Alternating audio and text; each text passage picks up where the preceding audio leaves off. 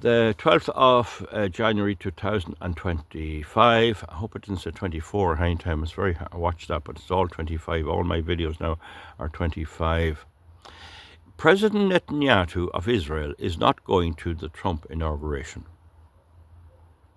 There's an international arrest warrant out for him, but since it was issued, he has been to the United States. The United States will not arrest anyone on an international arrest warrant unless they want to, and they don't want to arrest him. Moreover, the United States is the seat of the United Nations and the World Health Organization, as far as I know.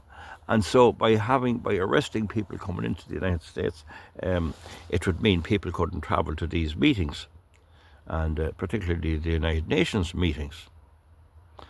Now, I don't think Putin will be addressing it, but I suppose you could argue it has to be somewhere and he has to be subject to arrest.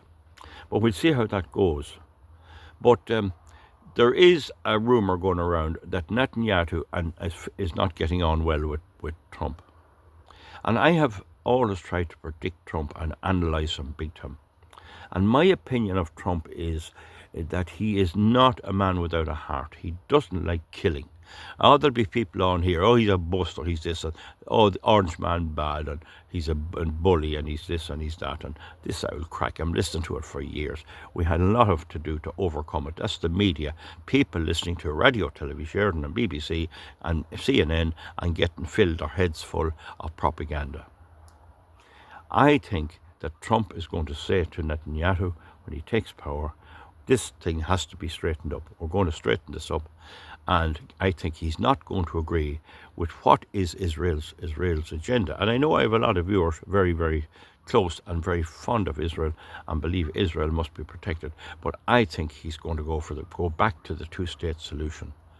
I don't think he's going to go for the Israel plan, which a draft of it, which I know about, is to kill all in Gaza, to murder every man, woman and child, and to create such a state of terror that they will flee.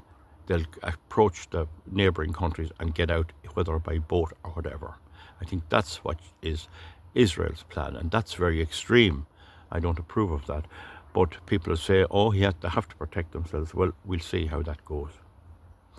Alan Shatter, who stood for election on the property tax thing, he's a Jewish person, and he has said that given out to the government, and he wants Trump to interfere with our government. He says they're not properly protecting the Jews at all. I won't get involved in that. But if my reading of this is right, Netanyahu and the Israeli government is going to have to compromise. They're going to have to negotiate, and I'd be very surprised, but I could be wrong, touch wood. I'd be very surprised if he doesn't try and bring out a two-state solution, making sure Israel survives, and so does Palestine.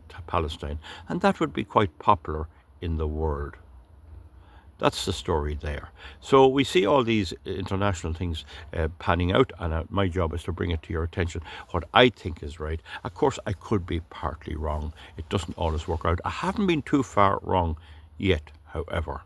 I don't believe Trump is a killer. But if he is, then I've got that part of him wrong.